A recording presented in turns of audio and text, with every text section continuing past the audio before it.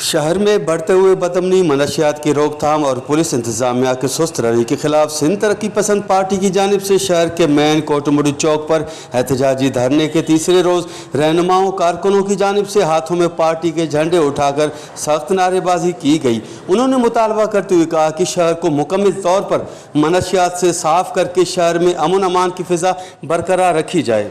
पूरे ज़िले के अंदर मंशियात की स्मगलिंग सरेआम चल रही है। आइस का जो नशा है उसने यहाँ के शहरियों को तबाह और बर्बाद कर दिया है।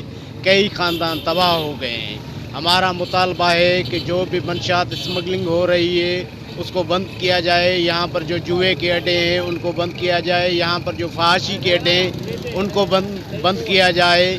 ये जो पुलिस वाले ख़ुद मंथली ले रहे हैं उनको फ़ौरन बंद किया जाए। शहर के अंदर जो मंशात हले तो मंशात जो कारोबार फहाशी अड्डा जुआ जो हिते टिकरियूं हलन थियूं उन खां अलावा जेके फुड़ियूं धाड़ा उन्हनि वरी अॼुकल्ह छा कयो आहे गवर्नमेंट जी सरपरस्ती आला में हिकिड़ो पाथारी हिकिड़ो दुकान खोलियो वियो आहे। जेके शहर जूं मिसाल मोबाइल आहे, मोटरसाइकिलूं या ॿियूं शयूं चोरियूं थियनि उते सरेआम पंहिंजो जेको आहे भूंगो ॾेई करे तव्हां वठी वञो। हाणे पुलिस जी रिट कमज़ोर थी वई आहे। तरक्की पसंद पार्टी पारां पूरे ज़िले में बदअमनी, मंशियात फरोशी ऐं जुआ जे अॾनि ऐं स्मगल थियल सामान के खिलाफ़ तरक्की पसंद पार्टी पारां मरहलेवार तहरीक के सिलसिले में अॼु शहदाद कोट में कोटमुड़ी चौक ते टियों ॾींहुं एहतजाज कयो थो वञे।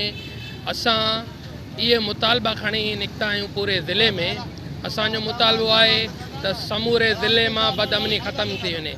बदअमनी ज़िले कंबर शहदाद कोट में तमामु घणी आहे। ख़ासि कर शहदाद कोट में को बि शहरी महफ़ूज़ न आहे।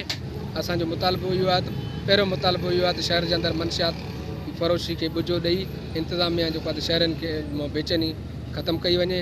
ॿियो मुतालबो असांजो इहो आहे त शहर जे अंदरि जेका वधंदड़ बदअमनी आहे आए ॾींहुं फुरूं धाड़ा मामूल जो जेको आहे मसइलो लॻा पिया आहिनि।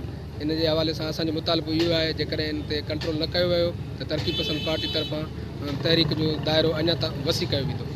सिंध तरक्की पसंद पार्टी जो अॼु टियों ॾींहुं आहे एहतजाज के शहर अंदर मंशियात सरेआम विकिरो थी रही है ऐं उहो पुलिस जी सरपरस्ती में सब कुछ थी रहियो आहे। असांजो इहो ई मुतालबो आहे त इन ते कंट्रोल करे नौजवान नस्ल की तबाही खां बचायो वञे। वॉच न्यूज़ से बात करते हुए पार्टी रहनुमाओं ने मजीद कहा कि अगर हमारे जायज़ मुतालबात नहीं माने गए तो हम एहतजाजी सिलसिला मजीद बढ़ाने पर मजबूर हो जाएंगे। कैमरा टीम के साथ गुलाम अली ब्रावई, वॉच टीवी, शहदाद कोट।